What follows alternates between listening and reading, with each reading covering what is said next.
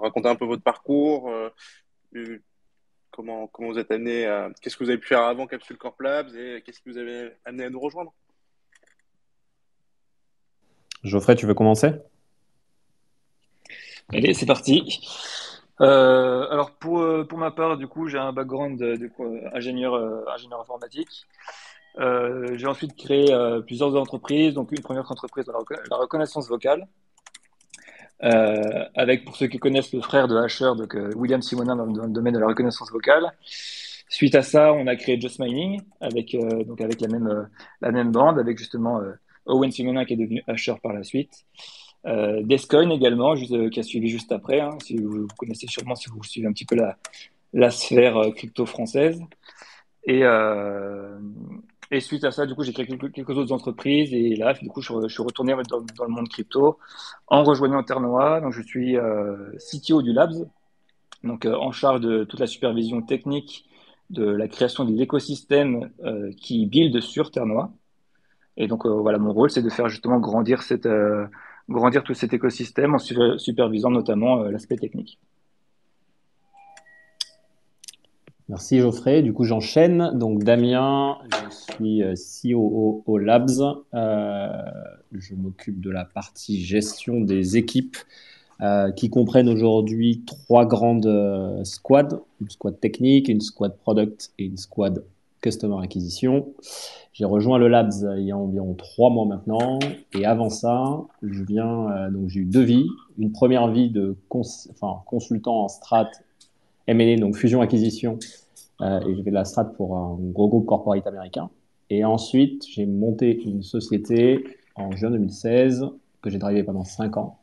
Une société start-up, pas du tout dans l'univers des cryptos, mais dans l'univers plutôt hospitality, et qu'on a réussi à amener en 5 ans de 0 à 100 employés, environ de 0 à 10 millions d'euros de chiffre d'affaires cumulé et environ 2 millions d'euros, 2 millions et demi d'ARR. Ok, bah écoutez, merci. Et donc, Clément, pour ceux qui ne me connaissent pas, donc je suis cofondateur de Terre dans l'aventure depuis octobre 2020. Et donc aujourd'hui, j'ai un rôle, on va dire, essentiellement exécutif non opérationnel au niveau de la chaîne, c'est-à-dire que je participe aux grandes décisions. Par contre, j'ai un rôle de fondateur et CEO du Labs, ce qui fait que j'ai un rôle principalement exécutif au niveau du Labs.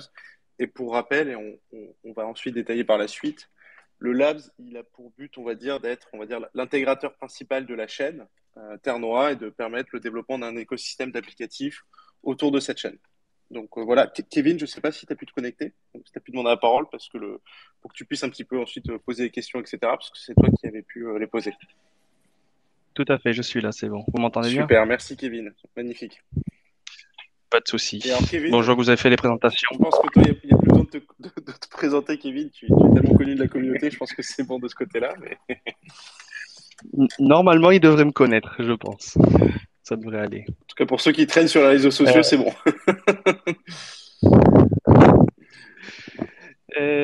bon, bah écoute, en tout cas, c'est cool de vous avoir à tous, de faire ce petit amas, quoi. Ça va être sympa.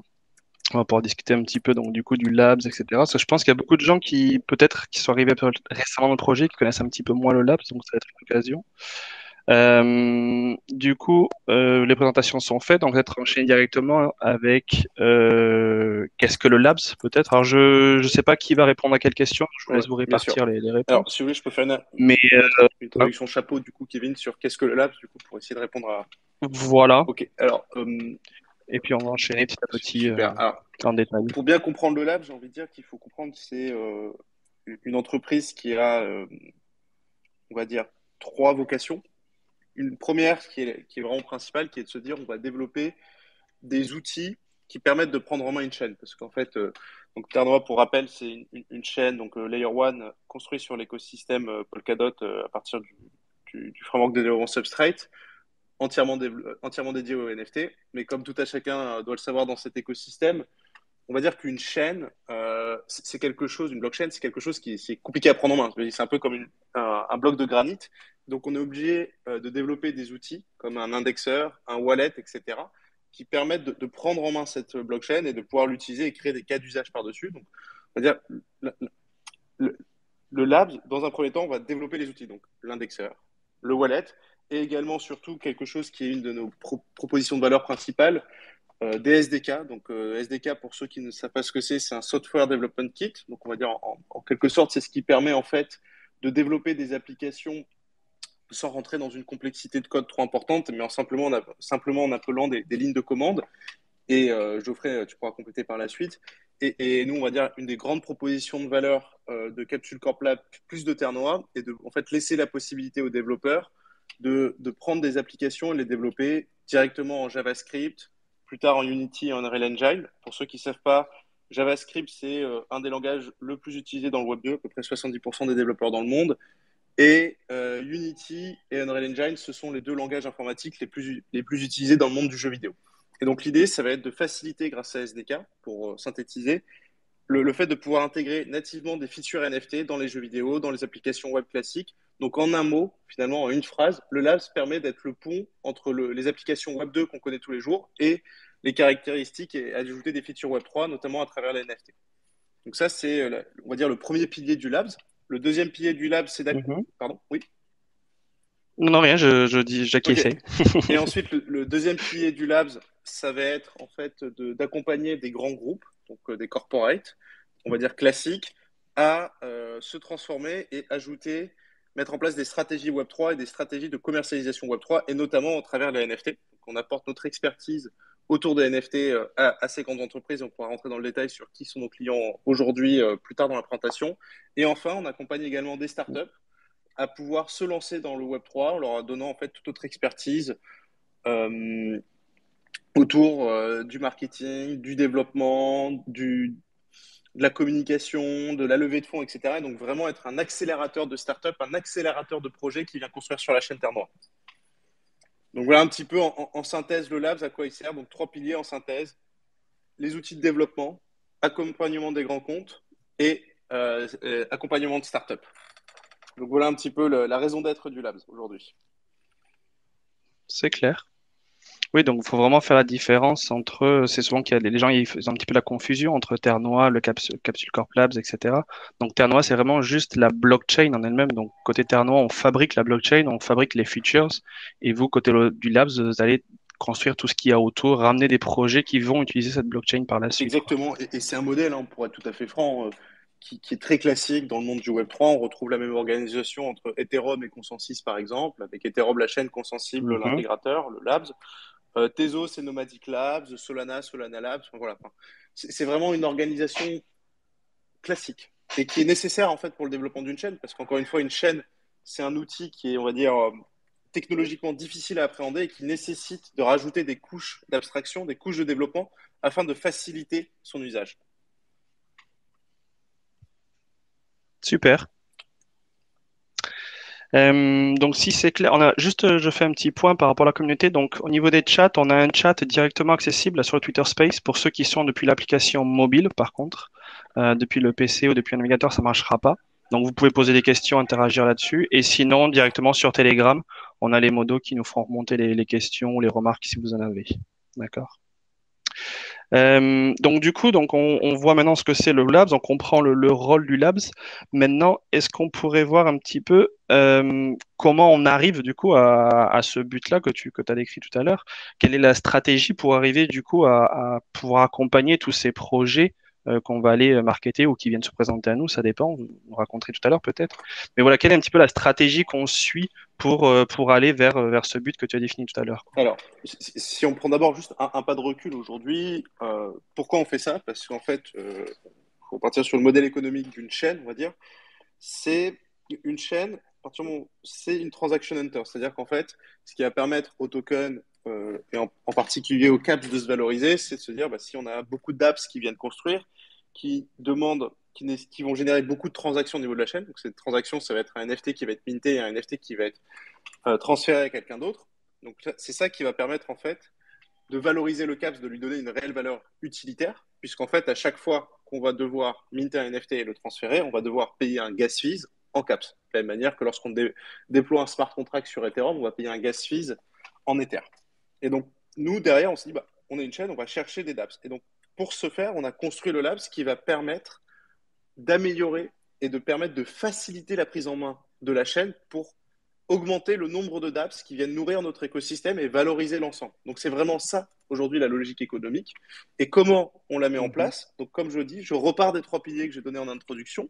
Le premier, les outils, puisqu'encore une fois, l'avantage de la blockchain, c'est d'être une technologie qui est open source, c'est-à-dire que n'importe qui peut prendre en main nos outils pour pouvoir les utiliser. Donc c'est-à-dire qu'aujourd'hui, les SDK qu'on développe, les outils d'aide au développement peuvent être utilisés par n'importe quelle startup, n'importe quel grand compte. Donc ça, à la limite, on va dire que c'est un travail de se dire, c'est faire connaître nos outils pour faire en sorte que des personnes puissent en autonomie venir construire des applications. Ce qu'on fait aujourd'hui, par exemple, sur d'autres chaînes, comme Ethereum, par exemple.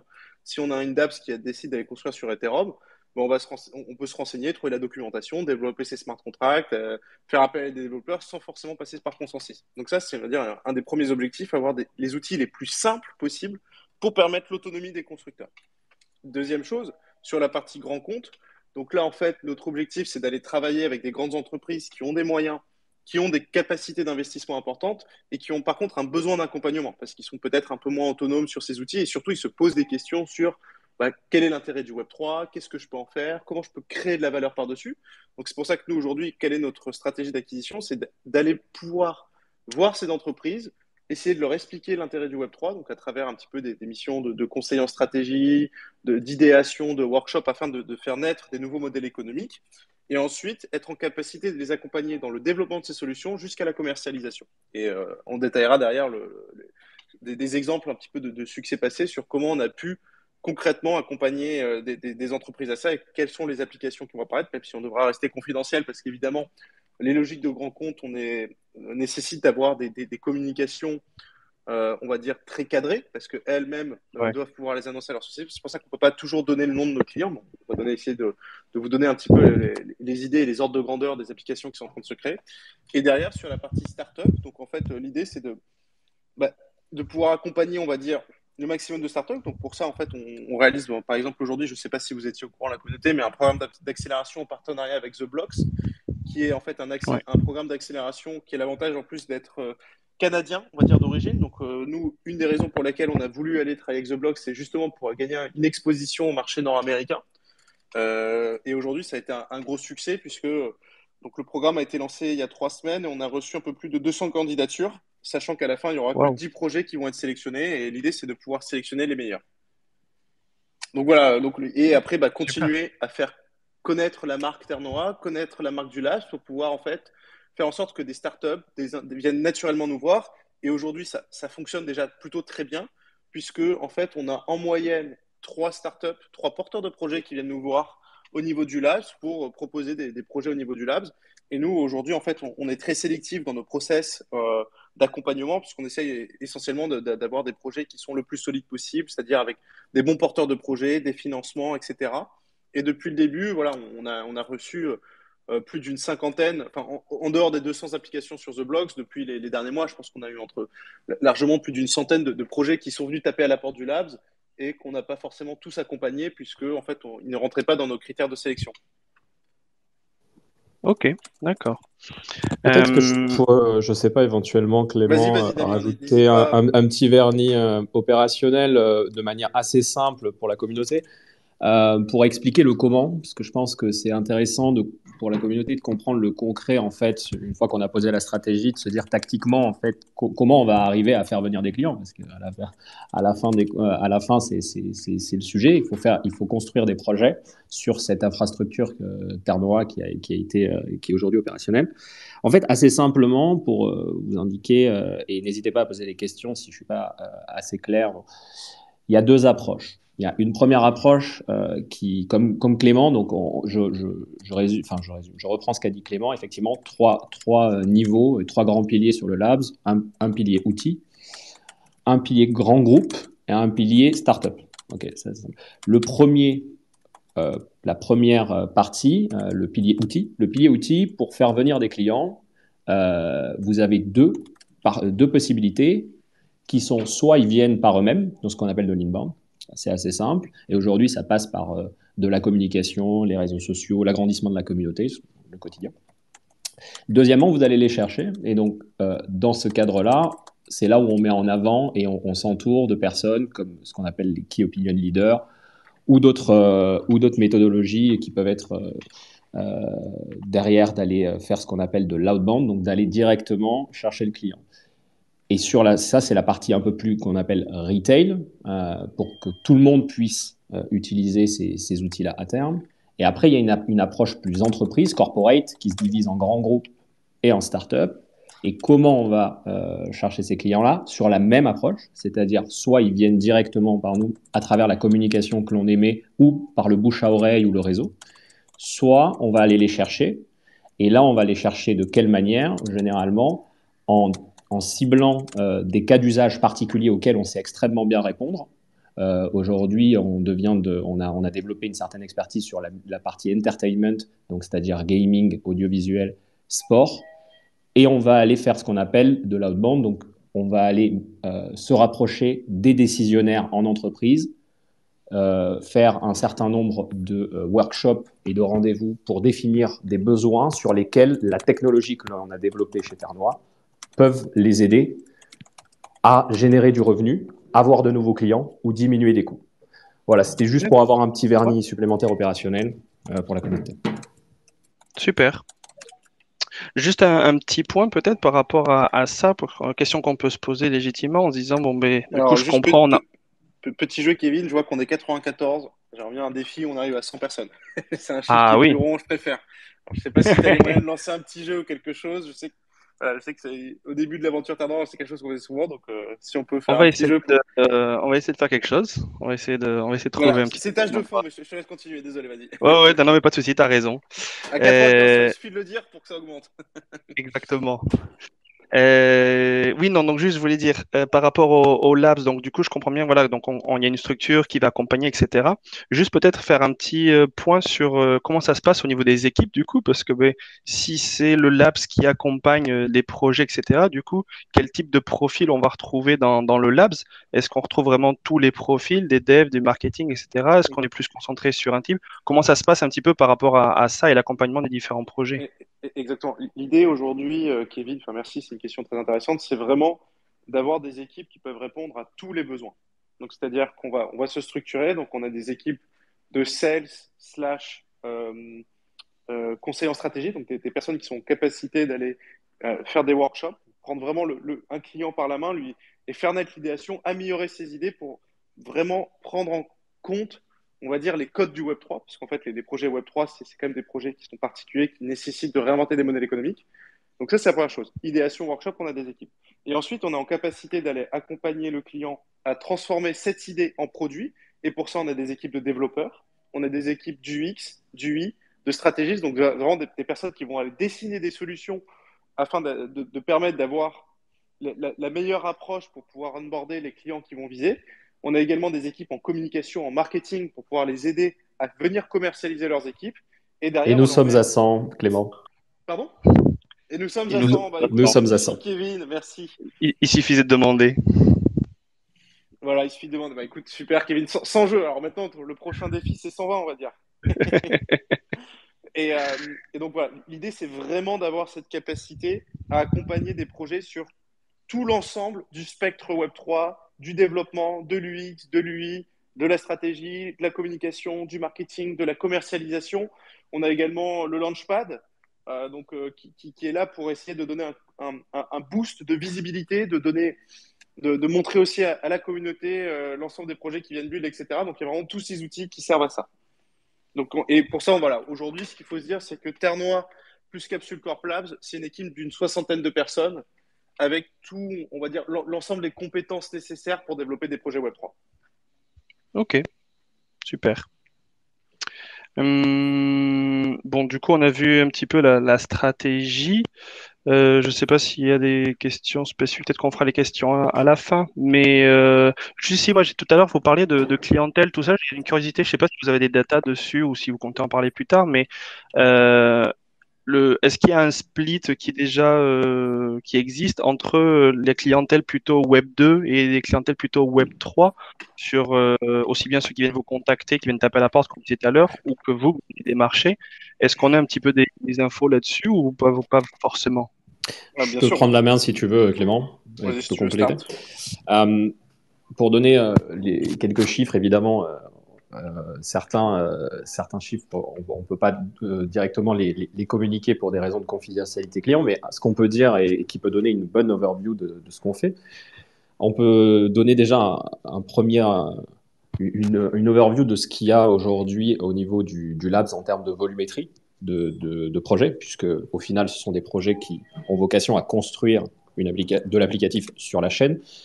Aujourd'hui, il y a environ une trentaine de projets dans le pipe commercial, une vingtaine en partie delivery, donc dans les mains des équipes produits et développement. Et aujourd'hui, on en a délivré 7. Voilà, pour vous donner une overview un petit peu de la volumétrie. Et dans ces projets-là, on estime environ qu'il y a à peu près 60% de projets startup Web3 natifs, c'est-à-dire des gens qui créent un projet from scratch sur un projet NFT, donc directement Web3 natif, et 40% de grands groupes qui créent, qui font de l'intrapreneuriat et qui créent un projet natif en plus de leurs activités habituelles.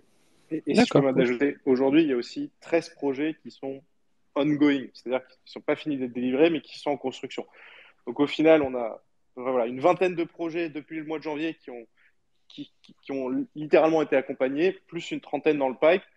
Et franchement, voilà, c'est quand même, on va dire, le Labs pour une entreprise de ce segment, en fait, c'est des chiffres qui sont excellents. C'est ça qu'il faut vous dire. C'est-à-dire que on s'est lancé il y a quelques mois, finalement, ça a été réellement structuré à partir de mars. Donc nous, on considère que le Labs a vraiment commencé à faire un travail commercial, d'accompagnement, etc., depuis mars de cette année. Et donc, 6-7 mois après, on se rend compte qu'on est en capacité d'accompagner une vingtaine de clients aujourd'hui, d'avoir une trentaine de projets dans le pipe, et d'être vraiment sur une croissance extrêmement forte, ce qui nous a permis d'ailleurs d'attirer, de pouvoir réaliser cette levée de fonds, peut-être qu'on y vendra par la suite, Kevin, au mois d'août, de 7 millions d'euros, auprès notamment d'Omnes Capital, qui est vraiment un très grand fonds d'investissement français, qui investit exclusivement dans des projets deep tech et qui est très sélectif dans les dossiers qu'il va analyser. D'accord. Dans les questions de la communauté, j'ai vu passer des petites questions par rapport à concrètement Omnes Capital. Je ne sais pas est-ce que tu veux qu'on en profite dès maintenant ou est-ce qu'on garde tout pour la fin? Prenons la balle au Ouais, voilà, c'est parce que comme tu abordes le sujet, donc j'en profite parce qu'il y a des gens qui se posent la question, quels sont les apports autres que financiers quand il y a un investisseur comme ça, comme Omnes, qu'est-ce que ça apporte au-delà du purement de l'investissement vraiment financier?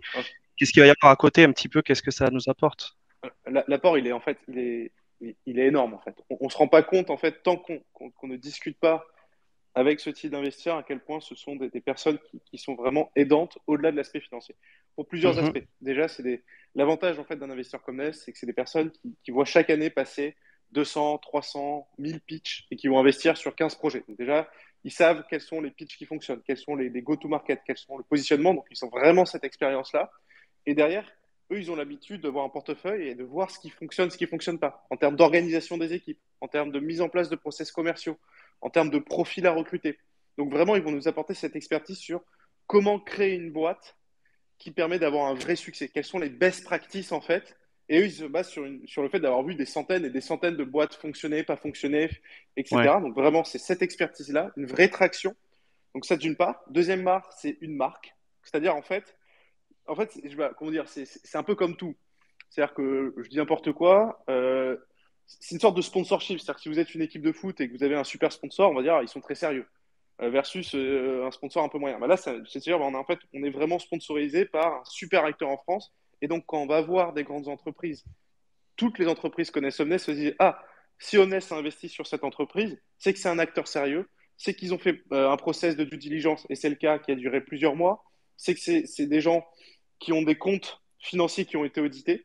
Petit clin d'œil à d'autres projets, etc. Donc vraiment, c'est ça en fait qui va. C'est beaucoup de signaux faibles qui vont être envoyés auprès d'autres investisseurs pour les prochaines levées de fonds, à nos clients, à nos équipes, etc. Plus toute l'expertise qu'ils nous apportent. Et nous, on échange quasi quotidiennement avec eux et de manière, on va dire, plus structurée tous les mois à travers un board où on fait du pilotage financier, on fait du pilotage des équipes, on redescend le pipe commercial, ils nous aident à affiner notre stratégie de go-to-market, etc. Ok, ouais, donc c'est ça, je pense que, et c'est ça qui est important à voir, c'est qu'il n'y a pas que l'aspect financier, en fait, c'est presque un gage de qualité d'avoir ce genre d'investisseur derrière, et surtout, ça nous donne accès à un réseau que tu n'as pas forcément quand tu te débrouilles tout seul, entre guillemets, quoi. Exactement. Mais c'est bien de le spécifier, quoi. Ouais, et je Euh, pense une certaine crédibilité, si je peux me permettre, ce que disait Clément par la marque, c'est un peu ça, c'est-à-dire, comme tout un chacun aujourd'hui, je pense que dans la communauté, il y a pas mal de personnes qui investissent, du coup, dans des projets. Bah, la nature humaine est faite de telle manière à ce qu'on suit les projets qui sont backés par les gens les plus sérieux. ouais. Et en l'occurrence, c'est un peu ce que je mettrais derrière ce qu'a dit Clément, qui est un des aspects les plus importants, c'est la marque. Et la Mm. marque développée parce que derrière, Omnes, c'est quand même c'est quand même un fonds qui gère 5 milliards d'assets sous gestion. Ouais. Et au-delà de tout ça, nous, il y a quelque chose qui nous rend très fiers aussi, très fiers. On se positionne, hein, comme vous le savez, comme un projet français, etc. Et Omnes, pour votre information, ils sont backés par le Crédit Agricole, ce qui veut dire qu'en fait, le fonds qui vient financer leur fonds, c'est un peu technique, c'est le Crédit Agricole, et donc indirectement l'épargne des Français, se dire voilà, qu'on peut utiliser l'épargne des Français, qu'on vient faire créer de la valeur par-dessus, c'est quelque chose qui nous rend très fiers aussi en termes de, vraiment de logique économique globale. Ah, c'est bon point, ouais. C'est bien. Et Euh, parenthèse, juste aussi, Dis-moi. pour finir, désolé sur Omnes, Vas-y, vas-y. et on était d'autant plus fiers que c'était leur premier investissement Web3. Donc pour info, eux, c'est un fonds Ah qui est bon. spécialisé en deep tech.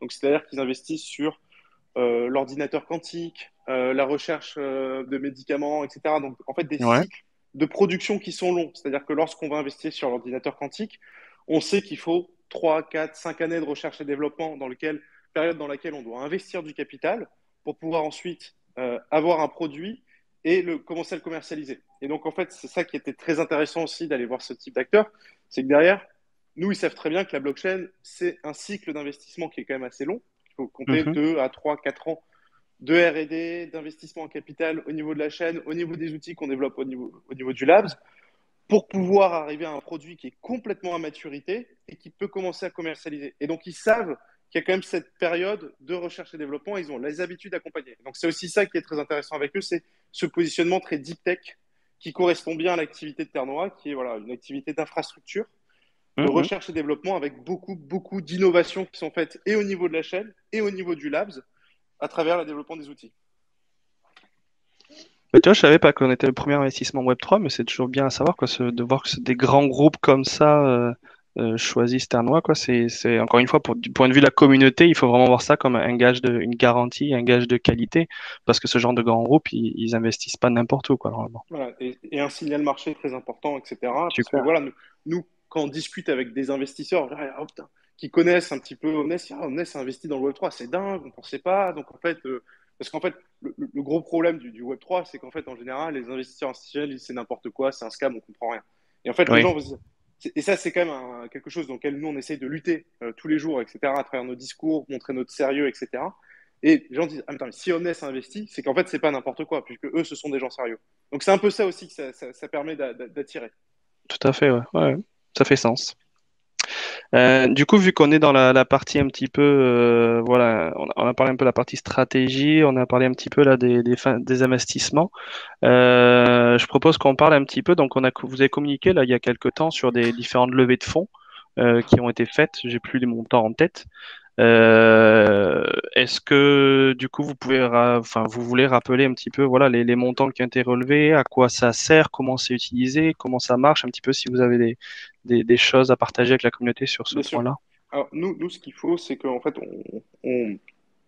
on raisonne en fait encore une fois, Ternois plus Capsule Corp Labs, c'est deux entités qui sont liées d'un point de vue capitalistique. Dit autrement, le Labs est une filiale euh, de la chaîne Ternois. Donc c'est pour ça qu'on raisonne en tant que groupe quand on parle de nombre de personnes, de projets, etc.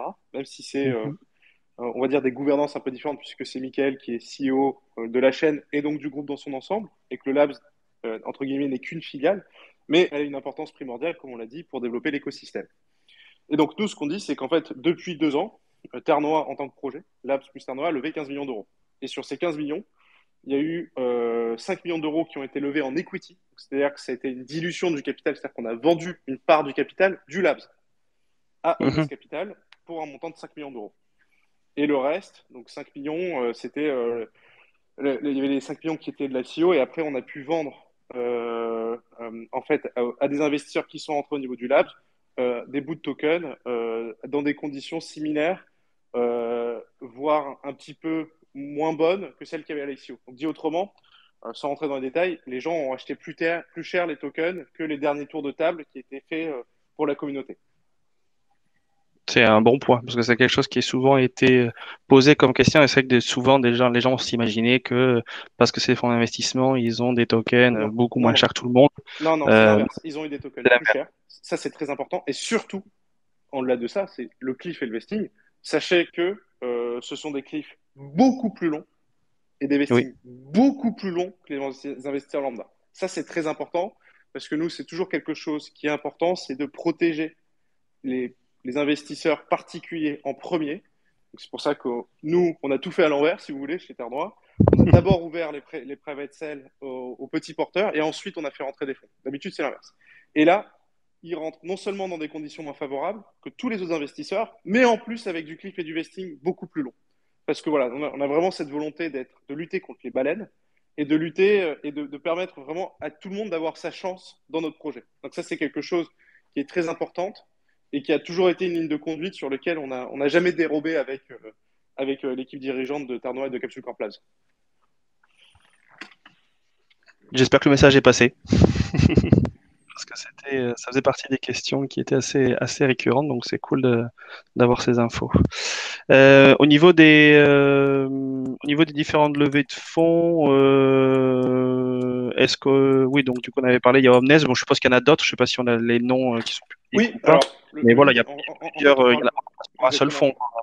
Exactement. En fait, on met toujours en avant le lead investor, c'est-à-dire celui qui va prendre la plus grosse part, etc. Donc, c'est Omnes. Ouais, Ensuite, sur ce tour-là, nous ont suivi des investisseurs historiques, notamment DFG, que vous devez sans doute connaître, donc, oui, ben, qui j'allais dire est au tout début, voilà, il y avait DFG, il y avait, DFG, donc le fonds hongkongais qui est l'idée par James Wu, alors eux, c'est 100% crypto. Donc ça, c'est ça qui est oui, intéressant, c'est qu'on a des investisseurs plus classiques, traditionnels, des investisseurs 100% crypto. Donc DFG, c'est un fonds alors à l'époque, avait 3 milliards sous gestion. Je crois qu'avec les petites perturbations sur le marché, ils ont un petit peu diminué. Ils sont plus qu'à 1 milliard aujourd'hui. Mais c'est un très gros fonds hongkongais. Et on a la chance d'avoir des relations, on va dire, assez proches avec James Wu. C'est-à-dire qu'on lui parle en direct. Quand il est de passage à Paris, on peut le voir, etc. Donc voilà, on arrive à tisser des relations. Et lui, c'est intéressant parce qu'il nous aide aussi à nous internationaliser, puisqu'il a cette exposition au marché asiatique. Et après, il y a donc le fonds d'investissement Revam, qui est un fonds basé à Dubaï et qui est spécialisé également dans le Web3. Donc voilà, c'est des trois plus gros, on va dire, investisseurs. Et après, il y a quelques business angels, mais on va pas rentrer dans le détail parce que je n'ai pas non, forcément des personnes qui ont envie d'être disclosées. C'est pour des montants moins importants. Donc voilà, c'est toujours, on va dire que c'est des choses assez classiques dans un oui, process de levée de fonds en tout cas. ok, super. Je pense qu'on a fait pas mal le tour pour toute la partie, on va dire, voilà, investissement, stratégie. Je regarde s'il y avait des questions en rapport peut-être avec cette première partie-là, parce qu'ensuite on va essayer de parler un peu plus peut-être des projets, etc., des choses peut-être plus concrètes pour la communauté. Euh, Je sais pas s'il y a des questions live aussi, si tu peux Il les y a des voir ou pas. questions live. Ouais, il y a un chat si tu. Ouais, j'ai du mal à, parce que je suis sur le portable. J'aime bien être debout quand je parle, donc j'ai pas forcément mon portable. Mais sur le téléphone, tu peux voir des questions. Je regarde un petit peu rapidement. Les Angels m'ont gentiment fait une petite liste des questions les plus relevant. Euh, Peut-être celle-ci, en termes de votre trésorerie actuelle, permet de financer Ternois et les projets coexistants pendant combien de temps? Est-ce qu'on Alors, a nous, une évaluation là-dessus ou... alors l'idée, c'est que ce qu'on appelle en termes financiers en ASI, c'est-à-dire si on fait pas de chiffre d'affaires, ce qui est quand même une hypothèse assez basse, et qu'on Hmm, garde les dépenses telles quelles, c'est-à-dire qu'on ne fait pas d'ajustement au niveau des équipes, on essaye toujours, et ça c'est une ligne de conduite aussi au niveau de Terre Noire, d'avoir 1 an de cash burn devant nous. Donc on peut vivre pendant 1 an. C'est un petit peu ça les d'accord. échanges qu'on se donne. Sachant que c'est des hypothèses assez conservatrices, parce qu'on ne fait pas du tout de chiffre d'affaires, Oui, et après, bon, voilà, si pendant 6 mois on fait pas de chiffre d'affaires et qu'on se rend compte que c'est compliqué, ben, on peut réfléchir aussi à revoir un petit peu le fonctionnement des équipes, etc. ouais, logique. Logique. Mais ok, bon, mais c'est bon. Je pense que le reste des questions sont plus orientées sur la partie vraiment purement projet, donc qui va être notre prochaine partie. Donc on les posera peut-être tout à l'heure.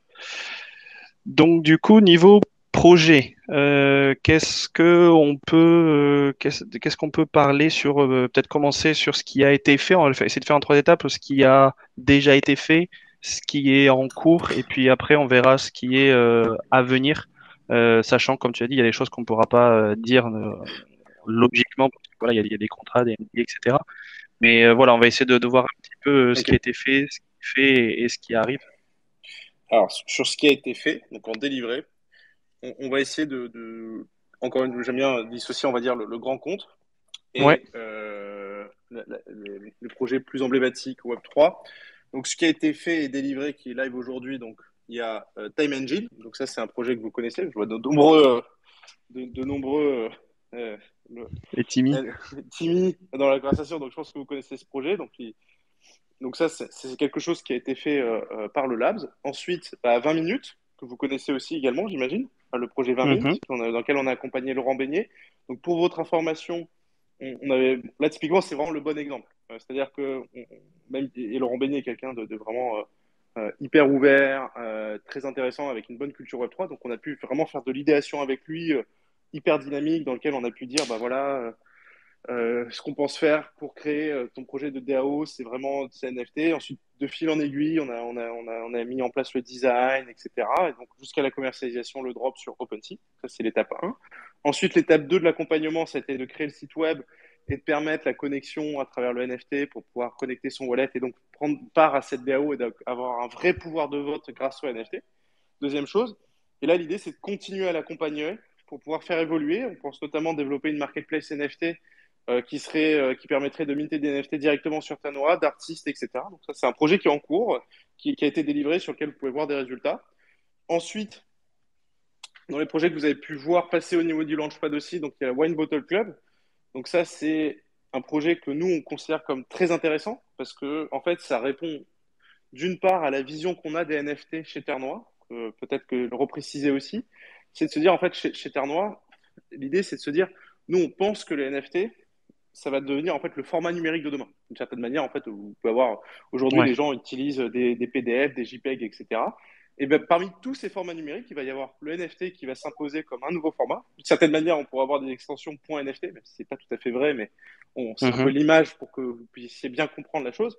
Et qu'est-ce que ça a apporté le .nft? Ben, en fait, ce que ça apporte le Web3 en général, c'est-à-dire une vraie propriété digitale. C'est-à-dire qu'en fait, lorsque j'acquiers un actif sur une infrastructure Web3, il est à moi, personne ne peut me l'enlever, il n'y a pas de droit de censorship et je le possède réellement, ce qui est une vraie révolution parce qu'en fait, Internet et le Web 2, c'est se dire on duplique l'information à l'infini. C'est-à-dire que lorsque j'envoie une photo à quelqu'un, à la fin, bah, en fait, j'ai la photo sur mon téléphone et l'autre là aussi en face. Et là, c'est dire, bah, en fait, Ouais. lorsque je veux envoyer un NFT, ça tout le monde le sait, à la fin de la transaction, j'ai envoyé le NFT, je l'ai plus dans mon portefeuille. Et donc ça permet de créer des cas d'usage qui sont pas seulement collectibles, parce qu'en fait, dans un premier temps, des NFT, on a vu apparaître cette vague de collectibles, de PFP, etc., qui était très intéressante, mais qui pour nous ne représente pas en fait tout le potentiel des NFT, puisqu'en fait on se dit le NFT c'est vraiment utilitaire. Et c'est en ça que le projet Wine Bottle Club est pour nous très intéressant, puisque c'est vraiment un exemple de ce que ça peut être, de se dire, en fait le NFT ça peut être une sorte de représentation digitale d'un bien physique, en l'occurrence une bouteille de vin. Genre, lorsque j'achète une bouteille ce NFT, j'acquiers aussi la propriété d'une bouteille de vin qui lui est adossée. Et derrière, si je vends ce NFT, je vends la propriété de la bouteille de vin. Donc on rentre vraiment dans cette logique utilitaire. Et l'idée, donc, c'était temps 1, le Launchpad, dont on est vraiment très content, qui a été un très beau succès. Et temps 2, créer une marketplace NFT sur lequel les gens qui ont pu acquérir les NFT Wine Bottle Club pourront se les échanger sur une marketplace dédiée développée par Wine Bottle Club, un petit peu comme si on va chez son caviste digital et on peut acheter du vin, le revendre, etc. Donc c'est en ça que c'est D'accord. très intéressant et qu'on est très fiers d'accompagner ce projet. Je pense que c'est pas mal parce que c'est vrai que Wine Bottle Club, on sait que les choses ont été assez vite avec ce projet-là et je pense que du coup on n'a pas encore eu le temps de bien l'expliquer, mais on va le faire et on va prendre le temps de le faire avec la communauté, mais d'expliquer voilà quel est le futur de Wine Bottle Club sur Terre Noire, ce qu'ils vont apporter, quels vont être les produits développés sur Terre Noire et c'est vrai qu'en effet je pense que c'est vraiment intéressant et puis toute cette partie je pense qu'il y a la bouteille mais c'est plus qu'une bouteille, c'est vraiment C'est le un club, club. c'est Voilà, c'est une plein de choses. appartenance à un club, c'est comme vraiment ta carte de membership chez Exactement. chez restaurant ou le club de foot d'à côté ou je ne sais quoi. Bon, voilà, tu as ta carte de membership sous un format NFT, quoi. Exactement. Donc, il y a tout. Donc ça, on est très content. En plus, c'était nous ce qu'on considérait comme un très beau projet du Web3 français. Donc on a été content de pouvoir faire ce partenariat avec eux et qu'ils choisissent notre chaîne pour développer leur marketplace NFT. Ensuite, sur des parties plus corporate, on a pu accompagner donc sur des parties vraiment cadrage stratégique, donc c'est-à-dire ce qui vient en amont en fait de construire. Parce qu'en fait, et si je peux me permettre un petit peu de recul, en fait, lorsqu'on travaille avec des grands comptes, type, je dis n'importe quoi, BNP, euh, ou vraiment des entreprises du CAC 40, je ne vais pas citer de nom parce que ça pourrait induire en erreur. En fait, c'est Oui. des cycles qui sont très longs. C'est-à-dire qu'en fait, entre le moment où on va les voir, on commence à faire l'idéation et un moment où le projet il est live, ça peut durer entre 12 et 18 mois si vous voulez, parce qu'en fait, c'est des process de validation, etc., entre chaque étape qui prennent du temps et c'est pour ça que nous, on a enclenché certains clients, mais que ça prend du temps à délivrer. En tout cas, on peut Mhm. vous dire qu'on a accompagné sur des cadrages stratégiques une des plus grandes maisons d'édition française, une des plus grandes maisons, une des plus grandes entreprises de boxing cadeau et les notaires. Donc ça, c'est quelque chose de public. Donc on a vraiment fait, on allait très loin avec les notaires. En fait, on attend la dernière validation pour pouvoir vraiment lancer la construction d'une application qui reprend en plus. Donc là, pareil, les notaires, pour information, ils doivent nous faire un retour en décembre, donc première semaine de décembre, pour savoir si ils valident toute la maquette qui a été faite avec eux pour construire encore une fois un cas d'usage que nous on considère comme révolutionnaire grâce au NFT et en plus qui reprend, on va dire, les features uniques de Terre Noire.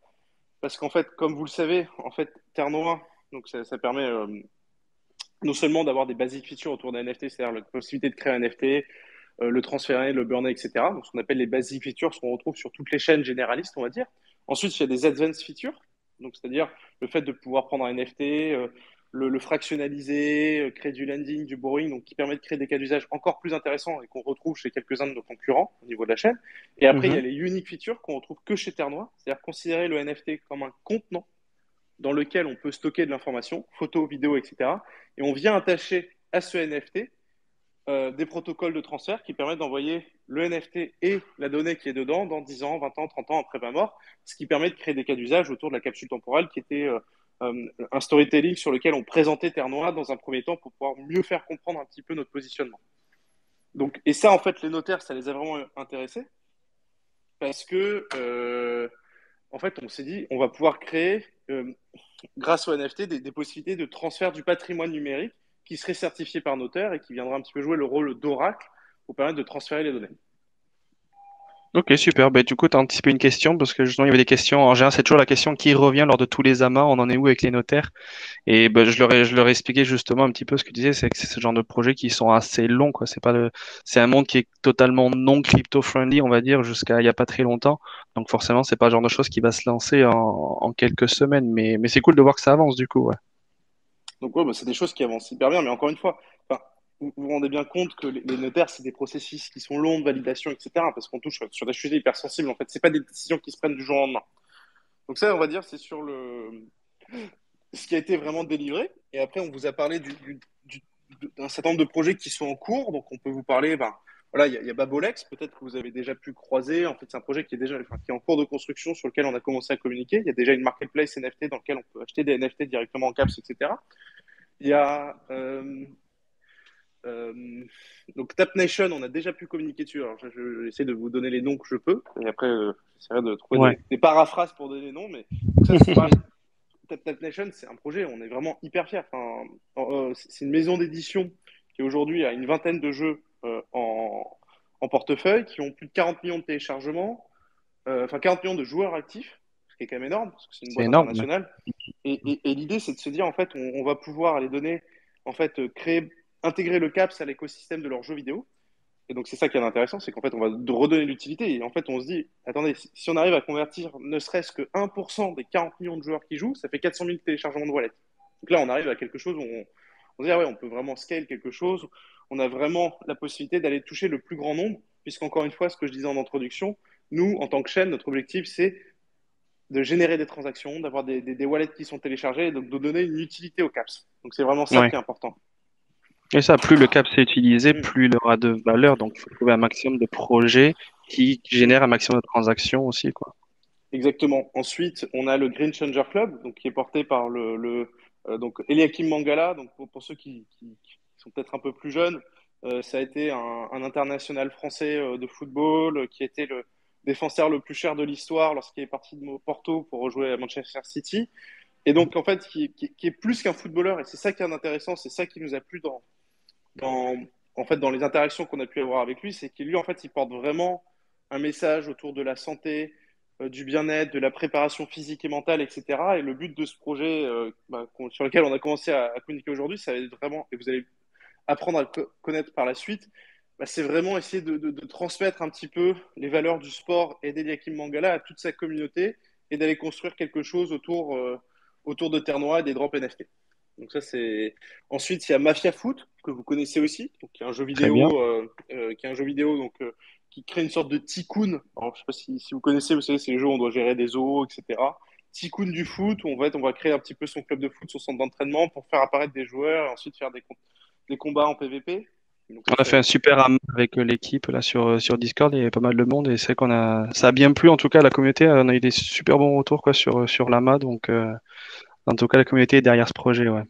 Donc ensuite, il y a Orbs War, donc, qui est un projet interne, donc, qui on va dire une émanation de Tiny et qui va permettre, en fait, je ne vais pas vous en dire trop parce qu'il y a un storytelling qui va être hyper intéressant, mais qui va vraiment aussi montrer toutes les fonctionnalités de la chaîne qu'on peut imaginer avec nos NFT et permettre aussi de créer des combats, de se teamer en équipe, etc. Et donc ça va vraiment être un jeu qui va être hyper intéressant, hyper engageant. Il y a évidemment l'application Time Capsule sur laquelle on continue à travailler.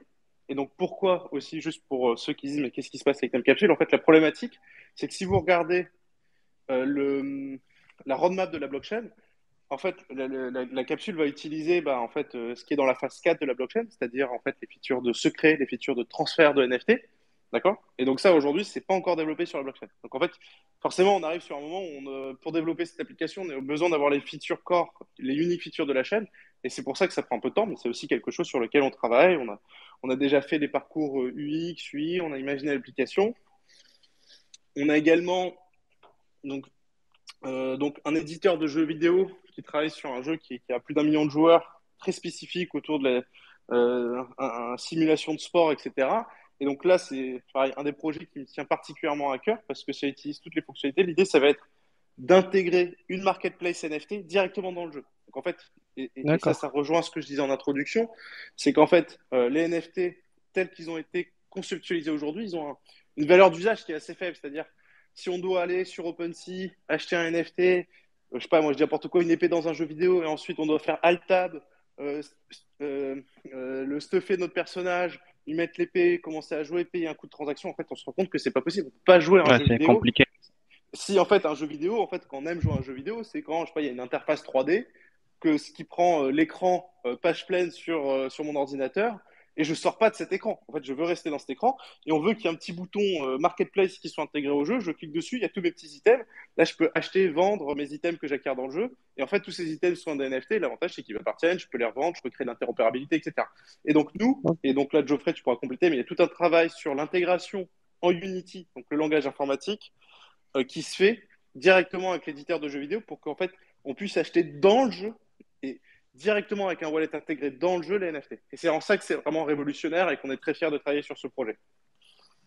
J'en profite que du coup tu lances Geoffrey, du coup, sans rentrer trop dans le détail technique, mais du coup, est-ce que tu peux nous en parler un peu plus du coup on en est où justement on va dire c'est peut-être le Saint Graal, là, ce que tu viens de décrire, je sais pas où est-ce qu'on en est, mais qu'est-ce qui nous permet d'arriver là et on en est où dans le process d'arriver jusqu'à cette étape-là où du coup ça devient totalement transparent l'utilisation de la blockchain et d'un wallet, techniquement parlant. Justement, je voudrais juste revenir sur ce qu'avait dit Clément sur les capsules, parce que certaines personnes de la communauté peuvent se demander, mais comment ça se fait que les capsules sont pas encore disponibles, sachant que il y a déjà une application qui existait. En fait, il y a eu un testnet qui existait juste avant, qui était un réseau, comme son nom l'indique, de tests pour tester des fonctionnalités primitives, on va dire, où il y a une version primitive des capsules qui a été implémentée dessus. Certains Ouais, d'entre vous ont potentiellement pu tester cette application-là. tout Donc à fait. c'était vraiment pour justement valider et lever les verrous techniques globalement. Maintenant que cette version primitive a été faite, justement, il y a eu les nouvelles versions des réseaux qui s'appellent du coup l'AlphaNet et le Mainnet. Le Mainnet étant le réseau principal, l'AlphaNet étant un réseau de test également. Mais la roadmap ne change pas, c'est-à-dire que pour que capsule déjà les secrets soient disponibles sur le mainnet, ça doit passer par les phases qui ont été déterminées pour justement avoir le plus haut niveau de sécurité possible et de ne pas faire les choses trop vite, parce que quand on fait les choses trop vite sur la blockchain, évidemment, le risque est bien trop élevé sur une blockchain parce qu'on n'a pas le droit à l'erreur, tout simplement. C'est ça. Donc voilà, c'était juste pour revenir sur cette partie capsule. Pour ceux qui se demanderaient pourquoi on avait accès à une application Time Capsule avant, voilà, donc c'était sur la version de testnet, mais le développement ne s'est pas arrêté et continue pour justement, le rendre disponible sur l'AlphaNet et le mainnet.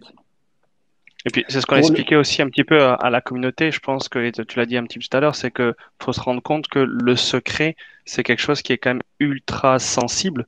Et là, autant on peut se permettre d'avoir une faille sur une fonctionnalité, quelque chose comme ça, mais là, sur le secret, on peut vraiment pas se permettre d'avoir une faille puisque les gens vont techniquement mettre des informations qui sont confidentielles, très importantes. Donc vraiment, on n'a vraiment pas le droit à l'erreur et on a besoin de temps pour construire quelque chose qui soit solide et qu'on est sûr à 100% que ça marche, et que ça va fonctionner sur le temps. Donc ça me paraît logique de prendre le temps de bien faire les choses sur ce genre de feature. Oui, c'est ça, Exactement. exactement. Dans le domaine tech, on a souvent l'impression que c'est simple et rapide de faire des features, mais on imagine très rarement le temps que ça prend entre l'idéation d'une feature et sa réalisation complète, c'est-à-dire jusqu'à sa delivery finale. Pas juste un POC ou juste Mm. un proof of concept ou juste une première version, une première release. Non, une release finale, ça demande du temps parce que ça demande énormément de tests et d'autant plus sur la blockchain. Tout à fait, ouais. Et du coup, juste pour en revenir tout à l'heure, donc je sais pas si tu as des choses à partager là-dessus, mais voilà sur l'aspect utilisation transparente de la blockchain à travers une dApp. Donc voilà, comme on disait tout à l'heure, intégrer une marketplace dans un jeu sans avoir besoin de sortir de ce jeu, etc. Est-ce que c'est quelque chose qu'on sait déjà faire? Est-ce que c'est quelque chose qu'on travaille dessus? On en est où sur un petit peu, si on disait de 0 à 100%, quoi, en disant que 100% c'est des fini et 0 on n'a pas commencé. On se situerait où sur cette partie technique? Alors, c'est difficile à dire parce que ça dépend des use cases. Selon les use cases, ça peut être 50%, selon d'autres use cases, ça peut déjà être 100%. Ok. Actuellement, le SDK, donc qui est fait en JavaScript, on peut faire énormément de choses déjà. On peut automatiser énormément de choses. On peut créer des collections, des NFT, transférer des NFT, s'envoyer des caps, envoyer des in-app assets, faire du lending, du borrowing. Bon, ça c'est disponible sur l'AlphaNet, mais ça va arriver, comme vous pouvez l'imaginer, si c'est disponible sur l'AlphaNet, c'est en phase de test, mais bientôt ce sera sur le mainnet. Mhm. On peut faire des soulbound tokens. On va bientôt pouvoir faire les auctions aussi qui sont dans la phase 3, la phase 3 également, des marketplaces. Enfin, actuellement, il y a déjà énormément de choses juste avec ce que je viens de citer là, et j'oublie sûrement d'autres features. Juste avec ça, on peut faire une pléthore de dApps déjà. Euh, sur du web, mais également sur des projets comme par exemple, on parlait de Unity et Unreal Engine qui sont des moteurs 3D pour permettre de faire des jeux vidéo notamment, mais globalement des jeux ou des logiciels 3D, on va dire. Donc, qui sont des clients un peu différents, parce que quand je dis clients, je dis clients côté tech, hein, pas des clients personnes, Mhm. Ouais. qui sont des plateformes, je vais plutôt utiliser plateformes, qui sont des plateformes différentes de celles du web, donc qui n'utilisent pas les mêmes technologies. Et actuellement, on peut développer un applicatif qui utilise la blockchain sur des jeux type Unity, parce que tout en utilisant le SDK, donc le SDK étant un JavaScript, en général, quand on a un jeu, on a aussi un serveur derrière qui tourne, et ce serveur, c'est très très souvent des technologies web. Ça peut être d'autres technologies, mais ces technologies utilisent donc, ce qu'on appelle HTTPS, donc des calls Mhm. HTTP. Donc c'est une technologie web. On peut utiliser tout ça très simplement. On peut utiliser nos SDK. Donc on peut déjà utiliser les technologies blockchain depuis un client Unity. Maintenant, si Et on que veut ça aller de reste plus en transparent au niveau de l'utilisation, interface utilisateur, quoi. Ça peut se passer derrière sans s'en rendre compte, quoi, surtout. Voilà, c'est ça, exactement. Et il y a une autre partie, donc ça veut dire, là, c'est un autre pan, c'est quand on va vouloir faire des transactions directement depuis le jeu, il faut pouvoir se connecter depuis le jeu à son wallet, et ça, effectivement, il faut faire la transition de manière fluide. Ça, c'est Mhm. des sujets sur lesquels on est en train de travailler, sur lesquels on a fait des POC qui sont fonctionnels. Maintenant, bah, voilà, il faut le temps nécessaire pour en faire des versions de production. Ouais. Mais ce qui vont arriver, qui vont arriver relativement rapidement. Hein. Je peux pas donner forcément de date maintenant parce qu'il y aura forcément des phases de test qui prennent un certain temps, comme à chaque fois. Mais c'est très très positif sur les premiers POC qu'on a fait. Maintenant, on va itérer là-dessus jusqu'à ce qu'on ait une version qui soit nickel pour les builders dans un premier temps, parce que c'est eux qui vont développer les jeux vidéo, enfin les jeux vidéo Ouais. ou autres, hein, ou applicatifs. Et ensuite, ce sera les end users qui pourront utiliser ça directement et directement connecter son wallet à son applicatif. Et une fois que le wallet est connecté, voilà, on est sûr que c'est bien cette personne-là avec son wallet parce qu'il a bien signé une première transaction comme si on se connectait sur un jeu vidéo, on met son email, le mot de passe. Là, on n'avait pas besoin d'email, le mot de passe, c'est juste, je signe une transaction, ok, je sais que c'est cette personne. Et juste avec ça, je peux savoir, ok, quel NFT a cette personne parce que j'ai accès à son adresse publique. Je suis sûr que c'est parce qu'elle a signé la transaction. Ok, bah, du coup, si elle a, je prends un exemple, je sais pas, n'importe quoi, Hearthstone, par exemple, ouais, je peux vérifier qu'elle a toutes ces cartes de jeu dans son wallet. Du coup, je peux directement lui attribuer. Il peut commencer à jouer avec ces cartes de jeu là, qui sont en réalité des NFT. C'est un exemple. Ah ouais, Et ok. je vais juste rajouter quelque chose parce que c'est hyper intéressant ce qu'aborde Geoffrey. Peut-être, alors ça mènera peut-être à d'autres questions dans le chat et n'hésitez pas si je suis pas assez clair, je vais essayer de limiter au maximum le jargon, mais pour expliquer en fait comment on arrive à délivrer la vision du Labs, enfin de l'écosystème Ternois, Labs et Ternois, de se dire en fait, de répondre à cette question qui est la valeur centrale de chez Ternois, l'accessibilité. Parce qu'en somme, en fait, ce qu'on essaye de faire, c'est de rendre accessible le développement d'applicatifs Web3, donc blockchain, à la plus grande partie. Et donc ça passe par, de manière concrète, ça passe par le passage d'un modèle vers un autre. D'accord ? C'est-à-dire, comme on l'a dit tout à l'heure, en fait, notre volonté, c'est d'avoir à terme des outils, une galaxie d'outils qu'on dit plug and play, donc assez très simple, no code, où les gens peuvent se connecter et créer des projets NFT sans pour autant ou en maîtrisant un minimum de skills ou de compétences techniques. Pour arriver là, en fait, le processus est assez simple et c'est comme ça vous comprenez assez bien ce qu'on est en train de faire, c'est qu'au début, pour savoir quoi développer pour les gens, généralement, vu qu'on est dans un marché qui est tout neuf, qu'on s'adresse à des clients qui n'ont pas vraiment la conception de ce que c'est, la seule manière de faire, parce qu'eux-mêmes n'ont pas conscience du besoin, c'est de faire une approche très tailor-made agence. C'est-à-dire qu'on va calibrer le besoin d'un client, leur expliquer en quoi la technologie peut leur aider à résoudre quelle typologie de problème, et on va faire des projets qui vont être tous plus ou moins différents. Une fois qu'on a une quantité suffisante de projets que l'on a délivrés, on est capable d'identifier ce qu'on appelle des redondances dans les features développées. Et donc, évidemment, on va s'appuyer sur ces redondances-là pour viser la loi de Pareto, les 80% de résolution des problèmes qu'on a identifiés par la mise en place d'un produit. Et c'est comme ça qu'on crée un produit. Donc nous, on est dans cette étape où aujourd'hui, on a ce modèle un peu d'agence, si on peut dire, qu'on est en train petit à petit de faire évoluer, de packager pour faire évoluer sur un modèle et de produit pour rendre accessible en low-code et en no-code la mise en place et la construction de projets Web3. Voilà, en fait, pour appuyer un petit peu ce que disait Geoffrey sur la partie technique, le resituer dans le processus d'évolution de ce qu'on fait dans l'écosystème. Ok, super. On a un petit peu dérivé de la base où on était parti des projets déjà construits, mais c'est pas grave, c'était tout Le aussi but, c'est que ce intéressant. soit une conversion ouverte, hein, vous donnez vraiment Tout à fait. une overview de ce qui se passe. Alors, je pense que ça peut un peu être technique parfois pour les béotiens, mais on essaye d'être le plus transparent et vous donner voilà, tout ce qu'on réalise au niveau du lab. Et c'est vrai que c'est pas toujours facile à mesurer sur les réseaux sociaux, les efforts considérables qui sont faits en interne, la diversité des sujets qu'on touche. Mais l'idée, voilà, c'est vraiment de Je créer cet confirme. écosystème. Et ça, et je pense que c'est pour ça qu'on est ravis aussi de faire cet amas avec la communauté, même si je suis déçu.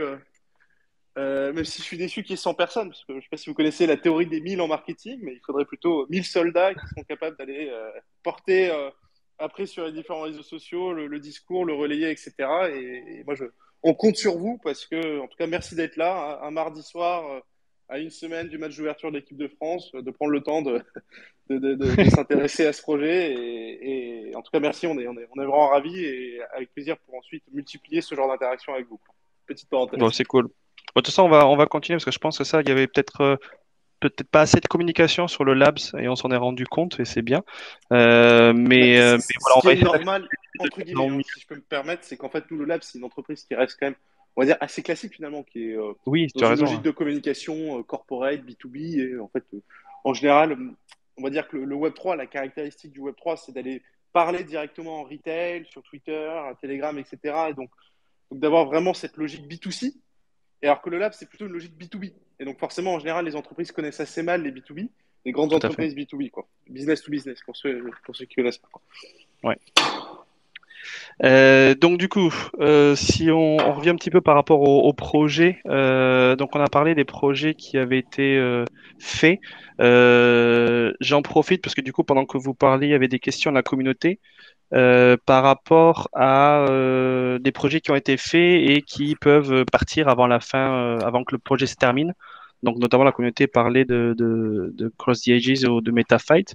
Est-ce que, du coup, on peut expliquer, voilà, brièvement, en fait, ben, ce qui se passe, quoi, c'est que, enfin, comment ça se passe et comment on gère ce genre de cas? Voilà. Alors ce projet, donc en fait, eux, ils ont une volonté d'être multi-chaîne. Donc, c'est-à-dire qu'en fait, ils ont pu construire des features sur la chaîne Terre Noire, donc des NFT, etc., notamment MetaFight.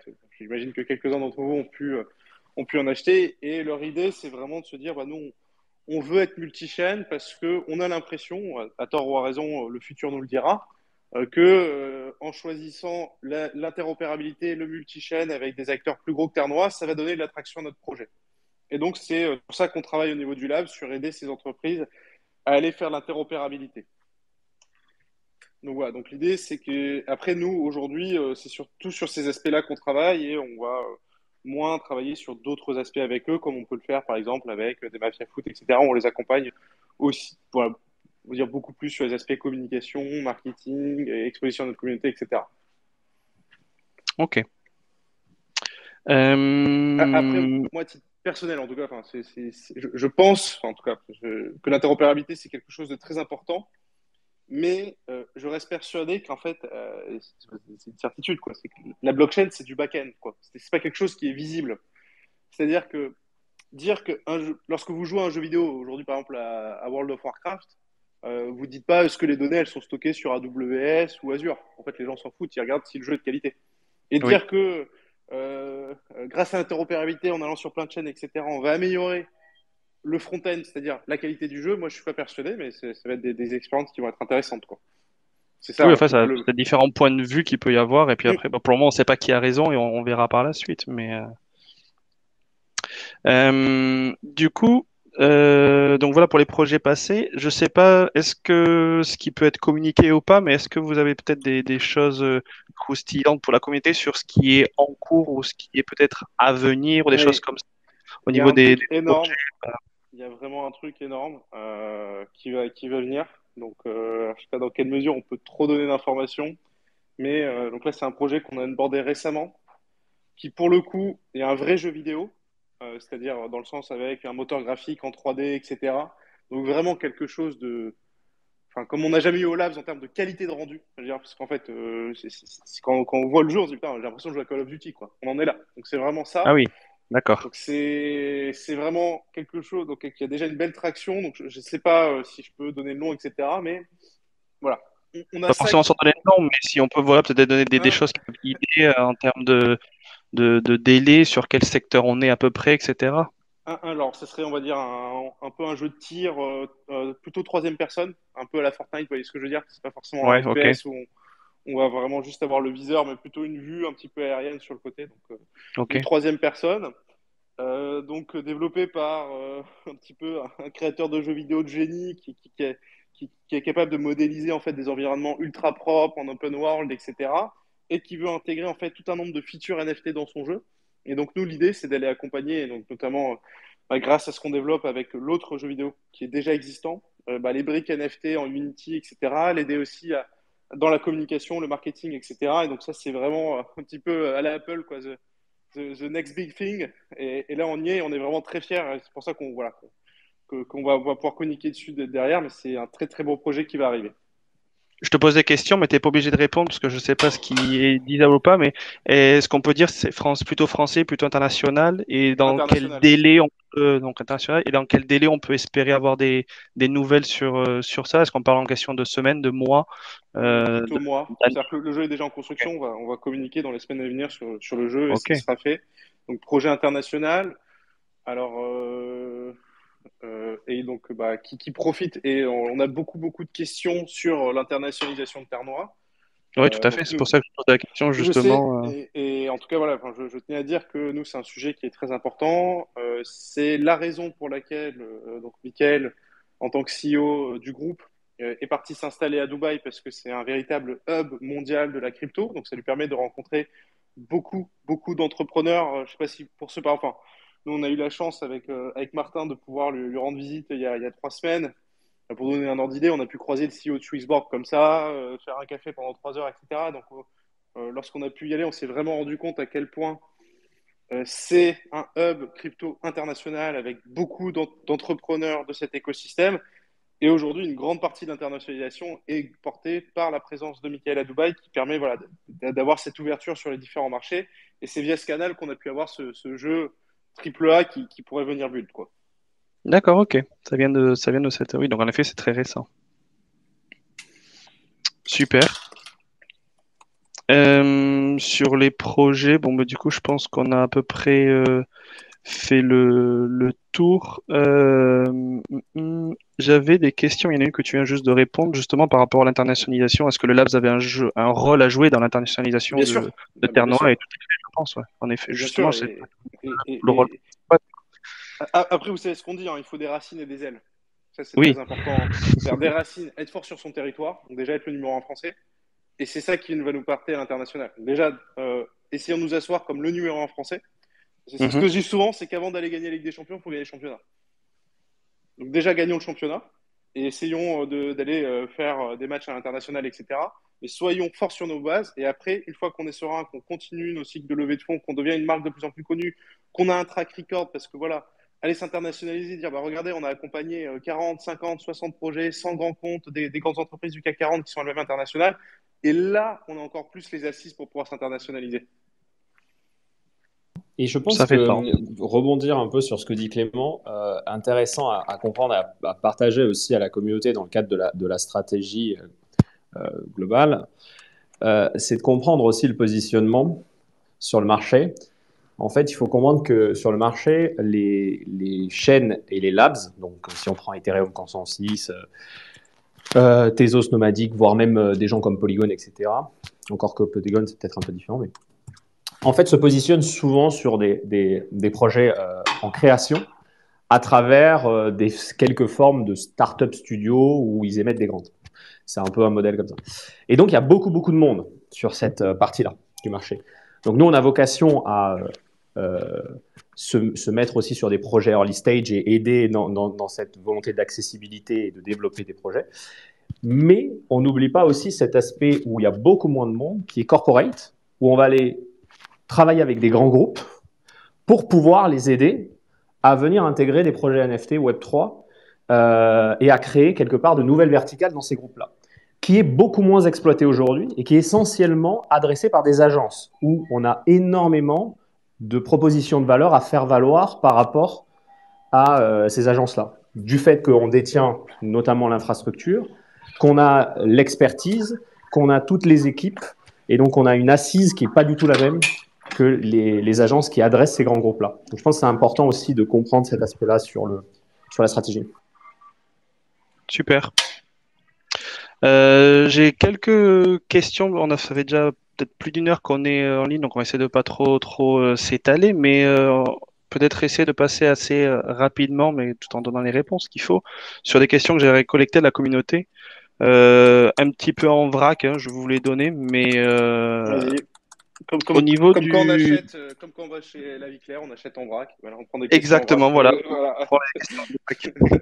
On verra si j'arrive à créer un lien sur certains, mais le quid du Launchpad, est-ce qu'on a une idée de quand est-ce que pourrait être lancé le prochain projet sur le Launchpad, ou est-ce que c'est trop tôt pour se prononcer encore?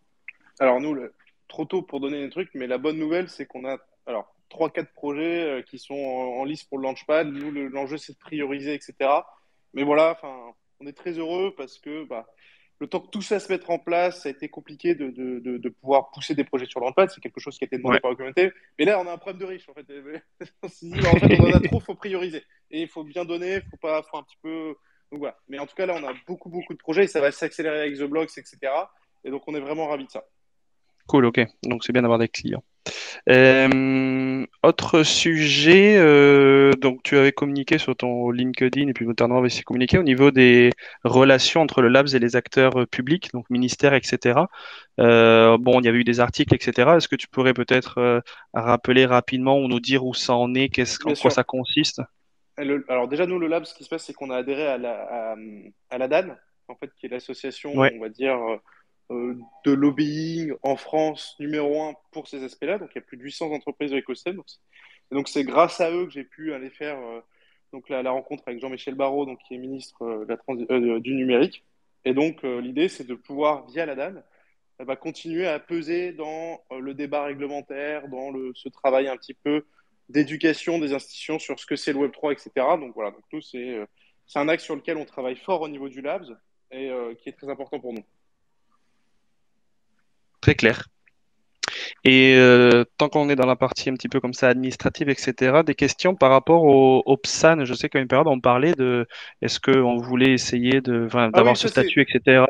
c'est quelque chose qui est en cours, qui est porté par le Labs au niveau des marketplaces NFT qu'on développe. Sauf qu'encore une fois, ça prend beaucoup de temps en fait parce qu'il y a des démarches à l'AMF, on est obligé de travailler avec Ouais. des avocats, etc. pour préparer des dossiers, donc ça prend un peu de temps, mais c'est quelque chose qui est en cours, oui, évidemment.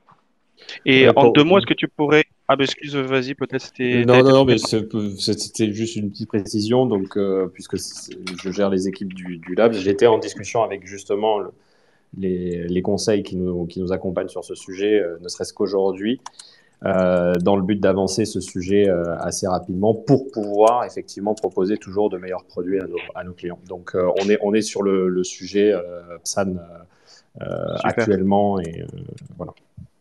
Et peut-être en 2 mots, peut-être pour ceux qui n'ont pas le détail de l'information, mais qu'est-ce que du coup ça changerait ou qu'est-ce que ça va débloquer pour Terre-Noire ou pour le Labs d'avoir ce statut PSAN?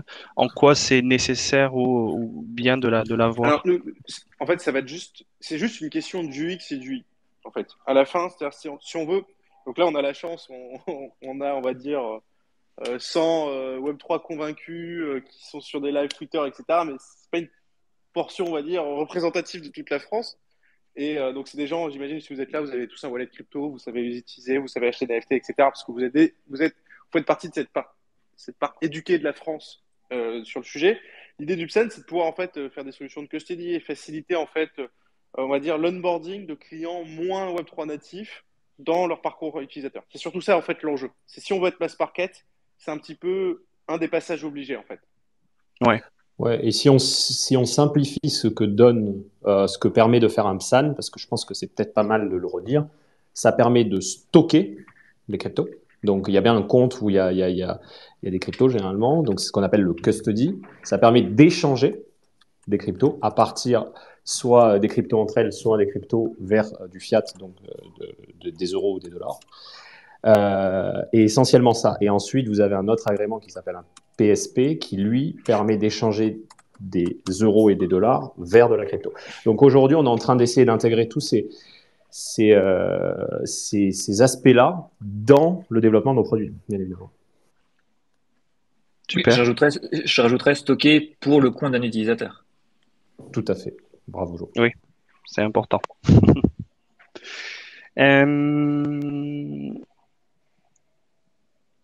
Petite question peut-être là, plus pour s'adresser à la communauté. Donc tout à l'heure, c'est vrai qu'on a parlé au niveau des différents des accélérateurs. On parle beaucoup, voilà, je pense que la majorité des clients du Labs, voilà, ça va être des grands comptes, des gens qui ont déjà peut-être une entreprise, etc.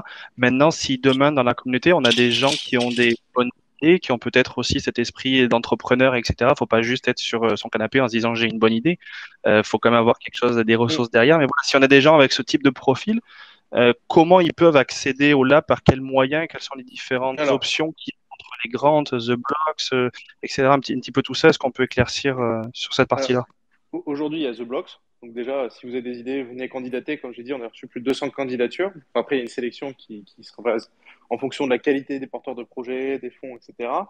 Mhm. Ensuite, comme on l'a dit, si vous êtes un peu débrouillard, développeur, etc., vous pouvez directement aller utiliser nos SDK. C'est ce qu'il y a des projets qui sont en train de faire. Et nous, derrière, vous pouvez nous dire, bah, tiens, coucou, regardez, j'ai fait cette marketplace, j'ai fait ce projet NFT dans mon coin. Est-ce que vous pouvez faire une cross-cov pour le mettre en valeur sur votre, auprès de la communauté? Donc ça, c'est des choses qu'on fait à titre gratuit. Même un launchpad, si vous dites, regardez, je veux faire une collection, etc. Enfin, voilà. Tout ce qui est onboarding, on va dire autonome, on peut faire. Et après, si vous dites, attendez, j'ai un projet, j'ai une équipe hyper sérieuse, j'ai quelques centaines de milliers d'euros, etc., pour pouvoir investir vraiment sur lancer une startup, etc., bah là, on peut directement venir s'adresser au Labs, directement en demandant à être mis en relation avec moi-même ou Damien, et derrière, on rentre dans un process commercial. Mais ce qui est important, c'est se dire, en fait, les prestations du Lab sont payantes et ont un certain prix. Donc, en fait, on ne peut pas venir sans argent. Ça, c'est pas possible. Oui, ok. Ou dans ce cas-là, on peut passer par justement le The Blocks, où là, bon, bah, du coup, Exactement. il n'y a pas besoin d'apporter de l'argent. Au contraire, c'est si on est sélectionné, si notre projet fait partie des bonnes idées et qui est sélectionné, du coup, là, au contraire, on reçoit un bag qui va permettre de pouvoir développer un POC ou quelque chose comme ça. Et je rajouterai un aspect qui n'est pas le cas encore aujourd'hui, mais qui le sera dans les mois à venir, c'est qu'on développe, en plus de développer des outils low-code comme le SDK, pour les gens qui ont des compétences techniques, on a pour mission de développer des outils no-code, c'est-à-dire pour des gens qui n'ont pas de compétences techniques demain et qui pourront, au même titre qu'aujourd'hui, vous pouvez créer un site de e-commerce sur Shopify, pourront créer des projets NFT sur certains cas d'usage sans maîtriser l'aspect technique. C'est toute la volonté de l'accessibilité aussi dans la stratégie que l'on met en place. Super, ça, parce que c'est Exactement. quelque chose qui a été mentionné il y a très longtemps. Je m'en souviens peut-être à l'époque, une ancienne AMA avec Mika et peut-être toi aussi Clément, on avait parlé voilà d'un peu devenir le Shopify de la blockchain.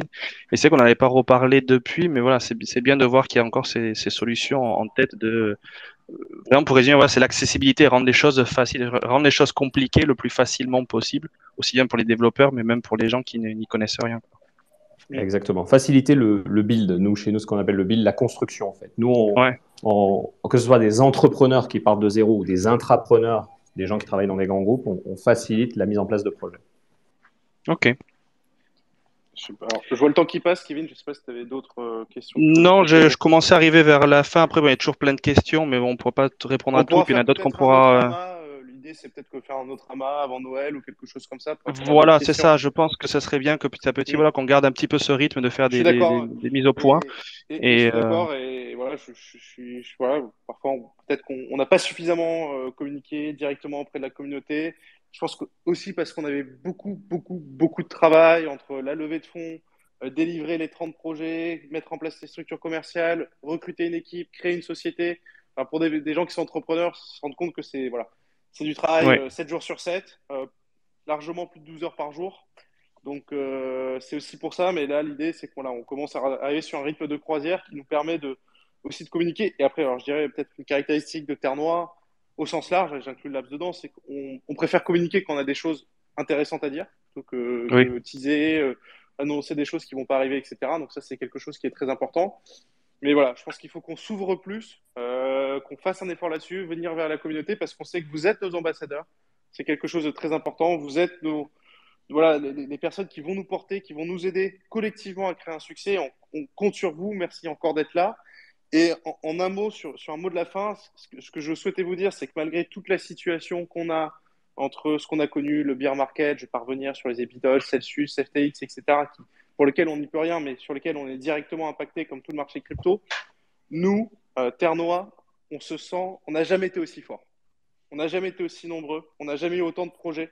On n'a jamais été aussi fort sur notre compréhension de notre technologie, sur le niveau d'innovation, sur la qualité des interactions qu'on a, sur notre capacité à tirer d'autres projets. Et donc ça, c'est très important, c'est que nous, on se sent fort dans un marché faible. Et ça, c'est un discours qui est vraiment très important, sur lequel il faut marteler.